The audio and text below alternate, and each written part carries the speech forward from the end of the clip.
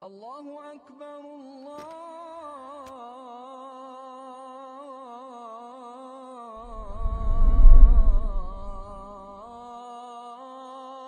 أكبر.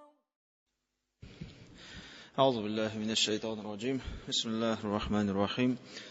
الحمد لله رب العالمين، والصلاة والسلام على رسولنا محمد وعلى آله وأصحابه أجمعين. أما بعد، السلام عليكم ورحمة الله وبركاته. Derslerimizni davom etamiz. O'tgan darsda suylashib ketgan edik. Qiyomat kunida kishini qutqaruvchi narsalar haqida. Qiyomat kunida og'ir vaqtda kishiga yordam etuvchi narsalar haqida suylashib ketgan edik. Ham olgan edik bir necha hadisni. Shusha bir hadisda aytdik, Alloh taolaning elchisi aytdi, kim bir musulmonning bu dunyoda bo'lgan bir problemasin, bir shu mashaqqatin, og'irlig'ini yengillatsa, Alloh taolo da qiyomat kunida shusha kishining bir og'irlig'ini yengillaytir degan edik. Ham shulay yo'q olib ketdik Abdullah ibn Mas'uddan keltirilgan bir hadisni payg'ambarimiz aytgan edi. Bir kishi sizga haqlik yashagan bir kishi ul qiyomat kunida hisob qilindi. Ham onun bir nindi de xayrliligi, bir nindi de izgiligi bo'lmadi. Bir izgiligindən qola. Ul o'zi boy kishi edi.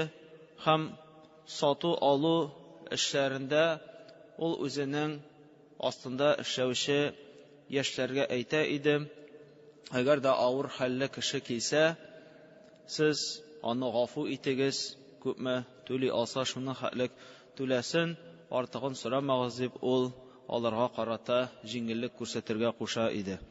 Ham shunga ko'ra Alloh taolada ul kishiga aytashak, men da ul kishiga g'afu etam deb Alloh taolo ul kishini shusha ishlari uchun qiyomat kunida g'afu etashak. Ham shulay yo'q Abu Qatadadan kelgan bir qissani da keltirdik. Ul burishqa bir kishiga oqsha bergan edi. Ham qaytarir vaqt yetkach, burishqa olgan kishi ondan qochib yuri boshlagan edi dedik. Chunki bu yoshqina bo'la turgan hal, elikda shulay bo'lgan, hozirda shunday hallar bor, vaqti yetkach qochib yururlar. Lekin ularni kunlardan bir kunni ko'rgandan so'ng ul kishi ant eta, vallahi menim halim bek og'ir, burishni qaytara olmayman deb. Shundan so'ng ul ayta, men Alloh taolaning elchisi aytganini eshitdim.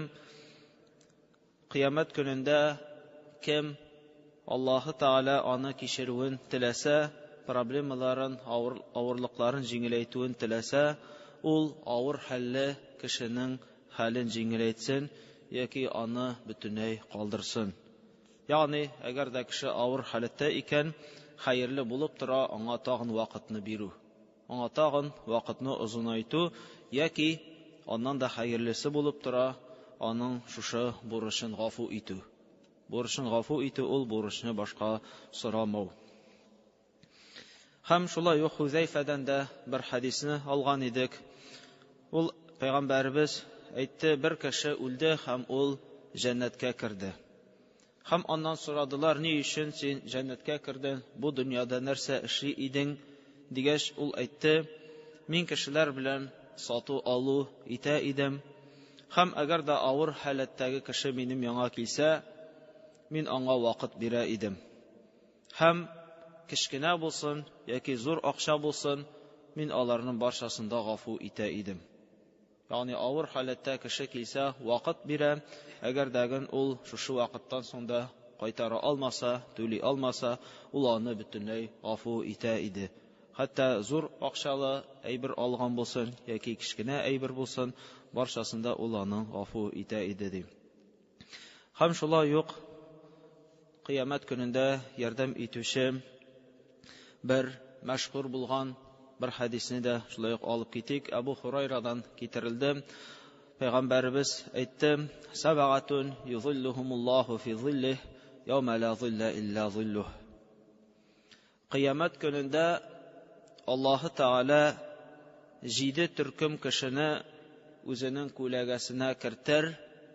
Ул көндә Аллаһы Тааланың күләгәсеннән башка бер генә күләгә дә булмас. Һәм ул аларны санап китте. Беренчесе әл-имамул адил. Гадил имам кеше. Моны әлбәттә шушы имам дигән кешегә монда бөтен булган җитәкчеләр дә керә.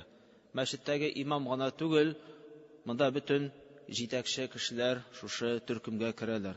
Булсын ул казый булсын, хөкем чыгара торган кеше булсын, яки ул булсын башка җирдә, зур җирдә эшли торган җитәкче кеше булсын, алар барчасы да шушы төркемгә керәләр. Әгәр алар бу дөньяда яшәгән вакытта кешеләр арасында гаделлек белән, дөрестлек белән эш иттеләр икән, идара иттеләр икән, иншааллаһ, менә шушындый җитәкчеләр, шушындый имамнар да алар кыямат көнендә Аллаһы Тааланың күләгәсе астына керәчәкләр. Һәм икенчесе шаббун наша'a фи ибадатиллаһ. Яшь кеше Аллаһы Таалага гыйбадат кылып, әгәр үзенең яшьлеген үткәрсә, үзенең яшьлеген Аллаһка гыйбадат кылуда багышлаган кеше. Әлбәттә, яшьлек бик мөһим булып тора, чөнки яшьлек вакытта кеше күп нәрсә эшләргә мөмкин, күп нәрсә эшләргә сәләтле, һәм менә шушы сәләтле булган вакытта дагы үзен гөнаһлардан тыеп, үзен Аллаһ юлына гыйбадәттә багышлаган булса, әлбәттә Аллаһы Таала да шушы кешене кичкенәдән үк Аллаһка гыйбадат кылып үскән кешене иншаллаһ Аллаһы Таала шулай ук үзенең күләгәсенә кертәчәк. Һәм чираттагысын Пәйгамбәрбез әйтте: "Ва раҗулун калбуху муаллакун бил масаҗид." Мәчетләр белән калыбын бәйләгән кеше. Мәчетләр белән калыбын бәйләгән кеше.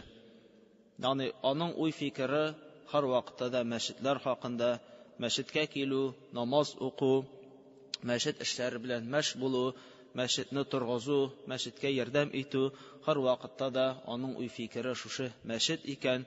Иншаллаһ, Аллаһы Таала да ул кешене кыямат көнендә үзенең күләгәсе астына кертәчәк. وَرَجُلَانِ تَحَابَّا فِي اللَّهِ اجْتَمَعَا عَلَيْهِ وَتَفَرَّقَا عَلَيْهِ. Һәм чираттагысы ике дус кеше, ике иптәш кеше, әгәр дә алар бер-берсен Аллаһ ризалыгы өчен яратсалар, бу дөньяның нинди дә булса бер файдасы өчен түгел, киресенчә алар арасында мәхәббәт булса, Аллаһ ризалыгы өчен. Аллаһ ризалыгы өчен әгәр дә ике кеше якынайсалар, дус булсалар бер-берләренә, һәм Аллаһ ризалыгы өчен бергә җыелып, Аллаһ ризалыгы өчен тарала торган булсалар, Аллаһы Таала шушы ике дус кешене иншаллаһ кыямат көнендә үзенең күләгәсе астына кертәчәк. Чираттагысын Пәйгамбәрбез әйтте: "Ва раҗулун дa'athu имра'a ذات منصب وجمال فقال إني أخاف الله." Чираттагы кеше хакында Пәйгамбәрбез әйтте: әгәр дәгән зур дәрәҗәле, бөек дәрәҗәле һәм бик матур булган шибәр хатын әгәр дә аны зина кылырга чакырса, һәм ул аңа каршы мин Аллаһтан куркам диеп әйтеп, шушы зинага төшмәсә, шушы зинага бармаса, үзен тыеп калса, менә шушы яшь кеше, шушы ираттагын ул Аллаһы Тааланың күләгәсе астына керәчәк. Чөнки бу бик зур фитнә булып тора, һәм әгәр дә кеше шушы фитнәдән, шушы зур гөнаһтан сакланды икән, бары тик бер максат белән, бер сәбәп белән, Аллаһтан курку сәбәпле, шул сәбәпле Аллаһы Таала аны да үзенең күләгәсе астына кертәчәк. Һәм чираттагысы: "Ва раҗулун тасаддаqa би садаqa фаахфаha хатта ла та'лама шималаху ма тунфиqу яминah." Һәм чираттагы кеше хакында Пәйгамбәрбез әйтте: кем шуның хәтлек яшертеп садака бирә, яшертеп, башка кешеләргә күрсәтмичә садака бирә, хәтта чагыштыру китерде, аның сул кулы уң кулы нәрсә биргәнен сизмәгән халәттә. Аның сул кулы күрми уң кулының нәрсә биргәнлеген. Шушындый халәттә яшереп бирсә, беркемгә дә күрсәтмичә, Аллаһы Тәгалә дә ул кешене кыямәт көнендә күләгәсе астына кертәчәк. Чөнки яшертен бирелгән садака бу әлбәттә кешенең иманының бер билгесе булып тора. Ва раҗулун закараллаһу халиян фафаdat айнах. Һәм соңгысы хакында Пәйгамбәрбез әйтте, кем үзе генә калган вакытта Аллаһы Тәгаләне искә төшерде, уйлады һәм фикерләде, һәм шул сәбәптән аның күзләре акты. Ягъни шул сәбәпле аның күз яшьләре акса диде. Кеше үзе генә калганда төрле гөнаһка кирип китәргә мөмкин. Менә монда башка кеше хакында Пәйгамбәрбез әйтте, кем үзе генә калганда, аны беркем дә күрмәгәндә Аллаһ хакында уйлады, Аллаһны искә төшерде һәм аның күңеле тулып, ул күз яшьләрен агызды, елады, Аллаһтан курыкты. Менә шушы кешене дә Аллаһы Тәгалә үзенең күләгәсе астына кертәчәк диде. Бу Бухари һәм Муслим җыентыкларында килгән хадис. Ягъни шушы хадистән аңлыйбыз, бу да ул да булса кешенең иманының куәтлеге һәм кешенең Аллаһтан куркуы сәбәпле Аллаһы Тәгалә ул кешеләрне җәннәткә кертәчәк һәм кыямәт көнендә авыр вакытта Аллаһы Тәгалә аларны күләгәсе астында тотачак. Ул да булса гадел булучы җитәкче һәм кечкенә вакыттан ук, сабый чагыннан ук, яшь чагыннан ук Аллаһка гыйбадәт кылуда үскән кеше һәм һәр вакытта да йөрәген, калбен мәчетләр белән бәйләгән кеше һәм үзенә дус иттертеп, иптәш иттертеп, башка кешене Аллаһ ризалыгы өчен алган кеше һәм дә зинадан сакланган кеше һәм садаканы яшертеп биргән кеше һәм Аллаһы Тәгаләне искә төшереп, күзеннән яшьләр агызучы кешене Аллаһы Тәгалә кыямәт көнендә үзенең күләгәсе астына кертәчәк. Хәзер бүген иншаллаһ башка теманы алып китәбез. Ул да булса атала шәфаәт кылу. Кыямәт көненең бер вакыйгасы, ул да булса шәфаәт кылыну. Һәм ул әлбәттә бик мөһим, бик зур нәрсә булып тора. Абу Хурайрадан хадис китерелә. Пәйгамбәрбез саллаллаһу алейхи ва саллям хакында сөйли: "Утиян набий саллаллаһу алейхи ва саллям билахм."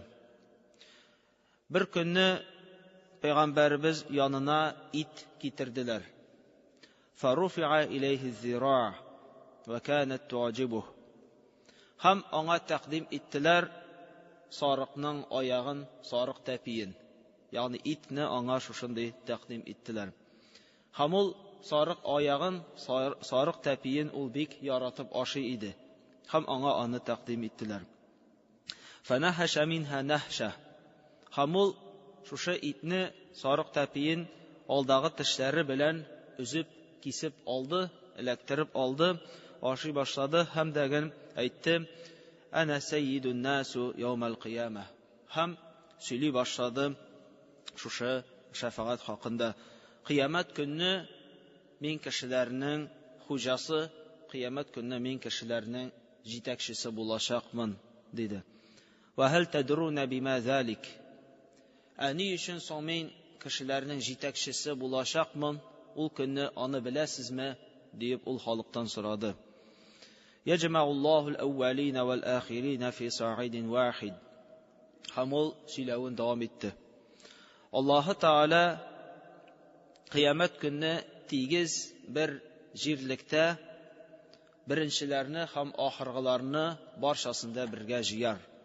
Элек үлүчеләрне һәм соңрак үлүчеләрне барчасында бер җиргә Аллаһы Тәгалә кыямәт көнне кешеләрне җыяр. فَيَسْمَعُهُمُ الدَّاعِ وَيُنْفِذُهُمُ الْبَصَرَ. Һәм алар чакыручының тавышын ишетәчәкләр һәм аларның барчасында күреп булачак.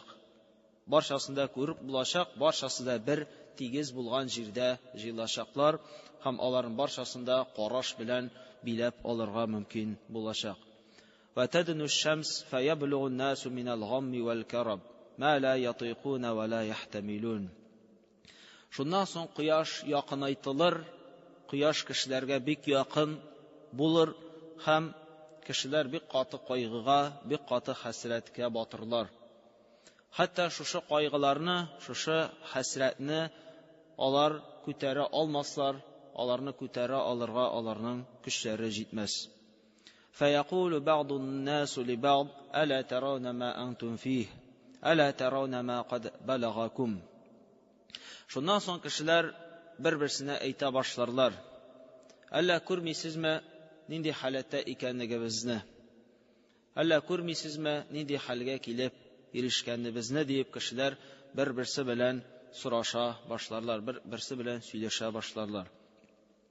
Әла танзуруна иля ман яшфау лакум иля раббикум. Бәлки безгә шундый кешене эзләргә кирәктер, ул Раббыгыздан безгә шәфаәт кылыр. Фаякулу ба'ду ан-насу ли ба'д иту Адам. Шуннан соң кешеләрнең кайберләре әйтерләр: Сез Адам алейхиссалам янына барыгыз. Монда әзгә туктап, әзгә аңлатма биреп китәргә кирәк.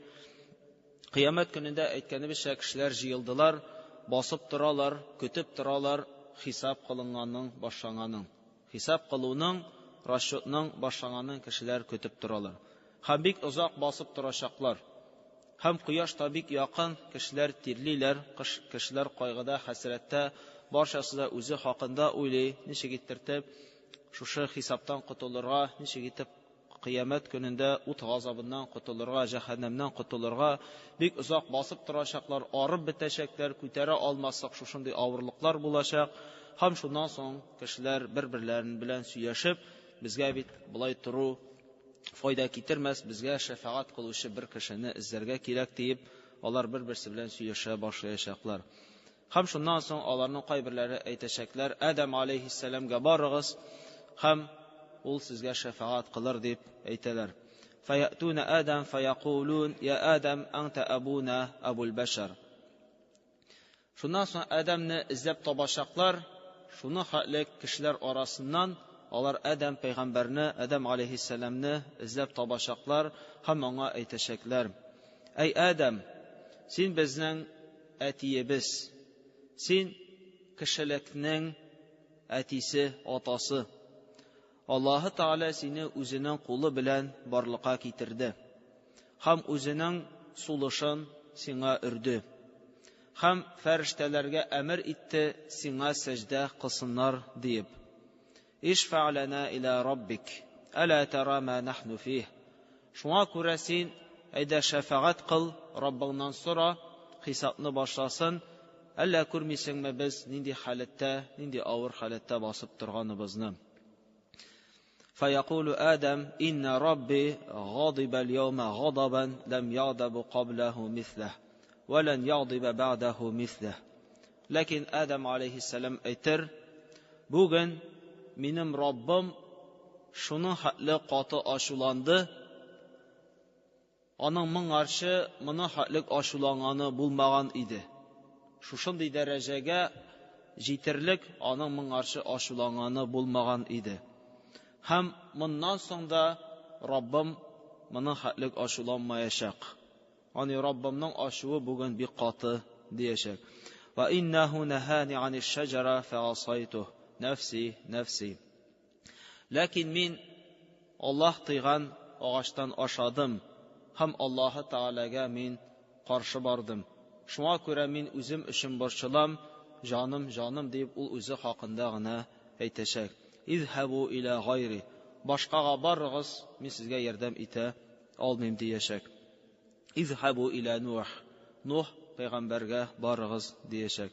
Фаятуна Нухан фаякулуна я Нух анта аввалур русул иля ал-ард ва саммака Аллаһу абдан шакура. Һәм алар Нух пәйгамбәрне эзләп табачаклар һәм әйтәчәкләр: Әй Нух, син пәйгамбәрләрнең иң беренчесе, илчеләрнең иң беренчесе. Аллаһы Таала сине Коръәндә атады шөкер итүче кул дип. шөкер итүче кол дип Аллаһы Таала сиңа шушындый исем бирде. Ишфа лана иля раббик ала тара иля ма нахну фих. Шуңа күрә син безгә шафаат кыл, безнең нинди авыр халәттә икәнебезне күрәсең бит. فيقول لهم نوح إن ربي قد غضب اليوم غضبا لم يغضب قبله مثله ولن يغضب بعده مثله. Һәм Нух пәйгамбәр дә шулай ук әйтәчәк: бүген Раббым шундый каты, шундый зур дәрәҗәдә ачуланды, моңарчы аның шуны хәтлек ачуланганы булмады, һәм бу көннән соң да аның хәтлек ул ачуланмаячак. وإنه قد كانت لي دعوة دعوت بها على قومي نفسي نفسي. Һәм минем бер дуам бар иде. Ягъни һәрбер пәйгамбәргә дә Аллаһы Таала шундый мөмкинчелекне бирде дуа кылуны. Ул дуа кабул булучан дуа иде. Һәрбер пәйгамбәрнең дә шушындый кабул булучан бер дуасы бар иде. Һәм Нух пәйгамбәр әйтте: шушы дуаны мин үземнең кавымыма каршы кулландым, аларны һәлак итеп мин Аллаһы Тааладан сорадым. Нәфси, нәфси, мин үзем өчен куркам, мин үзем өчен куркам, сез башка кешегә барыгыз дип ул әйтәчәк. Изһабу иля Ибраһим, Ибраһим пәйгамбәргә барыгыз дип ул аларны җибәрәчәк. فيأتون إبراهيم فيقولون يا إبراهيم أنت نبي الله وخليله من أهل الأرض اشفع لنا إلى ربك. Шуннан соң Ибраһим пәйгамбәрне эзләп табачаклар һәм аңа әйтәчәкләр: Әй Ибраһим, син Аллаһы Тааланың пәйгамбәре һәм Аллаһы Тааланың җирдә булган дусты, син безгә шафаат кыл, безнең нинди авыр халәттә икәнлегебезне күрәсең бит, дияшәкләр. فيقول لهم إبراهيم إن ربي قد غضب اليوم غضبا لم يغضب قبله مثله ولن يغضب بعده مثله. Ибраһим дә аларга шулай ук җавап кайтарачак: бүген Раббым шуны хәтле ачуланды, моңарчы аның алай ачуланганы булмады, һәм моңнан соң да ул аның хәтлек ачуланмаячак. وذكر كذباته. Һәм ул үзенең гөнаһларын сөйләячәк. Ягъни Ибраһим пәйгамбәрнең үзенең ялган сүзләрен ул искә төшерәчәк һәм әйтәчәк: үзем дип ул әйтәчәк, үзем өчен куркам диячәк. Ягъни Ибраһим пәйгамбәр ул 3 җирдә Коръәндә килә аның ялганы. Ләкин дөреслектә ул ялган түгел, дөреслектә ул аның әйткән хакыйкать сүзләре. Фaqala inni saqim дип ул әйткән иде бер вакыт: мин дөреслектә авырым, дөреслектә мин ширлим дип әйткән иде ул шушы путларга табына торган кешеләргә карата. Һәм икенчесе: бәл фаалаху кабируһум һаза фасъалуһум ин кану янтиқун. Һәм путларны җибәргәннән соң, шушы мөшрикләр киткәннән соң путлары калды, шушы путларның барчасын да җимерде, һәм бары тик бер зур, яхшы масштабта булган шушы зур бер путны калдырды, анысын җимермәде. Һәм шуннан соң мөшрикләр кайткач аннан сорадылар: кем эшләде, кем безнең путларыбызны җимерде дигәч, Ибраһим пәйгамбәр әйтте: аларны менә шушы зур пут калганнарын җимерде диде. Шуңа күрә әгәр ышанмасагыз, сез аның үзеннән сорагыз, әгәр дә ул сөйли торган булса, сөйләр сезгә диде. Һәм чираттагысы, өченчесе, патша хатыны хакында сораганда, ул аны минем сеңлем диде. Ягъни патша бар иде, ул Ибраһим пәйгамбәрнең хатынын үзенә алырга теләде, һәм ул әйтте: бу минем сеңлем диде. Ул минем сеңлем, ягъни мөмин мөселманнар, алар бер-бирләренә карата кардәшләр булып саналалар. Шуңа күрә Ибраһим пәйгамбәрнең бу вакытта дагы әйткән сүзе ул шулай ук дөреслеккә туры килә. Ләкин Ибраһим пәйгамбәр үзенең шушы ялган сөйләүләрен искә төшерәчәк һәм әйтәчәк: мин шулар өчен куркам, үзем өчен борчылам, сез башка кешегә барыгыз, Муса пәйгамбәргә барыгыз дип ул әйтәчәк. فَيَأْتُونَ مُوسَى فَيَقُولُونَ يَا مُوسَى أَنْتَ رَسُولُ اللَّهِ فَضَّلَكَ اللَّهُ بِرِسَالَاتِهِ وَبِتَكْلِيمِهِ عَلَى النَّاسِ. Алар Муса пәйгамбәрне эзләп табачаклар һәм әйтәчәкләр: Син Аллаһы Тәгаләнең илчесе, Аллаһы Тәгалә сиңа зур ниъмәт бирде, сиңа Аллаһы Тәгалә китап бирде һәм син Аллаһы Тәгалә белән үзең сөйләштең. Шуңа күрә син безгә шәфаәт кыл, безнең нинди халәттә икәнебезне күрәсең бит дигәч, Муса пәйгамбәр дә аларга шуны ук әйтәчәк. Бүген Раббым шуны хәтлек ашу белән ачуланды, моңарчы ул моның хәтлек ашу белән ачуланмады һәм моннан соң да ул алай ачуланмаячак. Дөреслектә мин тиеш булмаган бер кешене үтергән идем. Шуның өчен мин үземә куркам, үзем өчен борчылам, диде. Беләбез, Ибраһим пәйгамбәр ул пәйгамбәрлек килгәнче ул бер кешене үтергән иде. Аның Ибраһим пәйгамбәрне ярдәмгә чакырдылар. Шушы ике сугыша торган кешенең берсе һәм ул ярдәмгә килде һәм икенче кешене ул ялгыш үтерде. Һәм шушы үтерү хакында искә төшерәчәк, мин гөнаһ кылдым, шушы гөнаһыма куркам диячәк. Сез башка кешегә барыгыз, Айса алейхиссаламга барыгыз дип ул аны Айса алейхиссаламга җибәрә. فيأتون عيسى فيقولون يا عيسى أنت رسول الله وكلمت الناس في المهد وكلمة منه ألقاها إلى مريم وروح منه. Һәм алар Айса алейхиссаламны да эзләп табачаклар, әйтәчәкләр, син Аллаһы Тәгаләнең илчесе, син бишектә ятканда ук кешеләр белән сөйләштең, һәм син Аллаһы Тәгаләнең сүзе булып торасың. Шушы Аллаһы Тәгаләнең сүзе ул Марьям анабызга ыргытылган иде һәм Аллаһы Тәгаләдән сиңа шулай ук җан өрелгән иде. Шул сәбәптән син безгә шәфаәт кыл, без нинди хәлдә икәнебезне күрәсең бит дигәч, Айса алейхиссалам да шулай ук әйтәчәк, Раббым бүген бик каты ачуланды, моңарча ул алай ачуланмады, моннан соң да ул алай ачуланмаячак диячәк. Валам язкур замбан. Һәм ул Айса алейхиссалам үзенең гөнаһысы хакында аларга әйтмәячәк. Бер нәрсә дә әйтмәячәк үзенең хатасы хакында, чөнки аның андый хатасы булмады. Нәфси, мин бүген үзем өчен куркам, үзем өчен борчылам диячәк. Изхабу иля гайри, изхабу иля Мухаммад. Башкага барыгыз, Мухаммад алейхиссалам янына барыгыз дип ул аларны аңа җибәрәчәк. Фаятуна фаякулун я Мухаммад анта расулаллаһ ва хатамул анбия. Шуннан соң пәйгамбәребезне тапкач әйтәчәкләр, ай Мухаммад, син Аллаһы Тәгаләнең илчесе, пәйгамбәрләрнең дә иң соңгысы. Аллаһы Тәгалә синең элек булган һәм соңыннан булачак барча гөнаһларыңны гафу итте. Син безгә шәфаәт кыл, күрәсең бит без нинди авыр халәттә икәнлегебезне дигәч, фанталака фаата тахта алгарш.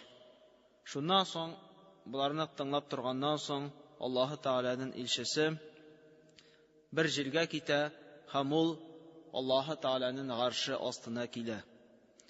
Фаақау саҗидан ли Рабби. Шуннан соң мин Раббыма сәҗдә кылачакмын дип пәйгамбәрбез үзе сөйли. Сумма яфтахуллаһу алейя ва юлхимуни мин махамидихи ва хусн ас-санаи алейхи шай'ан лам яфтахуху ли ахадин гайри мин qabli.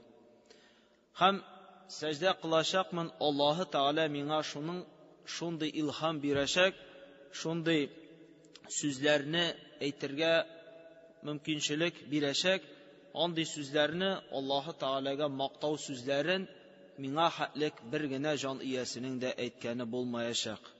Бер генә җан иясе дә Аллаһы Тәгаләне булай мактамаган иде, шушындый мактау сүзләре белән беркем дә мактамаган Аллаһы Тәгаләне шушындый сүзләр белән мин мактаячакмын. Сумма қал я Мухаммад ирфа расак васал тута вашфа тушфа. Шуннан соң әйтәләр, ай Мухаммад, башыңны күтәр, сораганың бирелер, шәфаәт кыл, шәфаәтең кабул ителер диячәк. Фаарфау раси фаакулу я Рабби уммати уммати. Шуннан соң башымны күтәрәчәкмен һәм әйтәчәкмен, ай Раббым, минем өммәтем. Фаюкалу я Мухаммад أدخل الجنة من أمتك من لا حساب عليه من الباب الأيمن min abwabil jannah. Шуннан соң Аллаһу Тәгалә әйтәчәк: "Эй Мухаммад, синең өммәтеннән булган хисап кылынмаячак кешеләрне, кемнәр хисап кылынмаячак, алар хакында хадис килгән иде.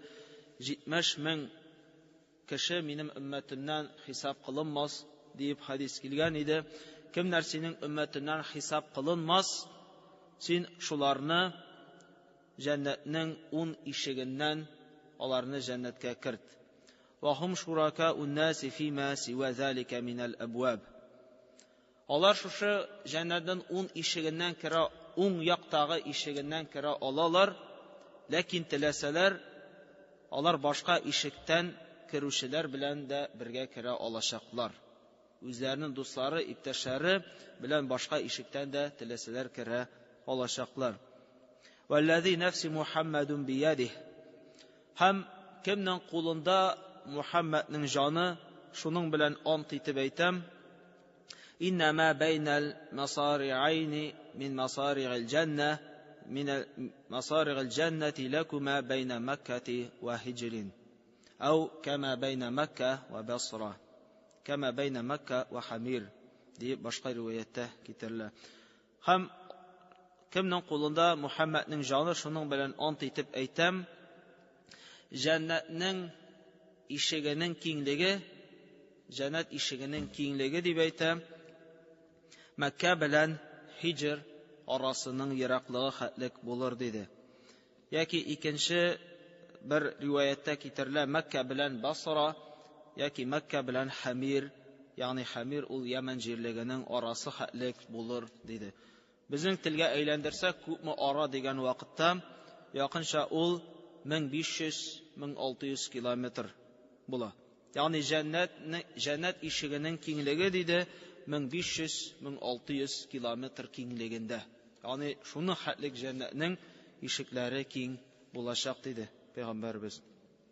Менә шушы хадистә Пәйгамбәрбезнең шәфаәт кылуы хакында бара. Пәйгамбәр башта бөтен кешеләр киләчәкләр, эзләячәкләр, сораячаклар, кем безгә шәфаәт кыла дип, һәм алимнәр әйттеләр: ни өчен соң алар сразу, ни өчен соң алар беренче вакытта ук Мухаммад пәйгамбәр янына бармаячаклар?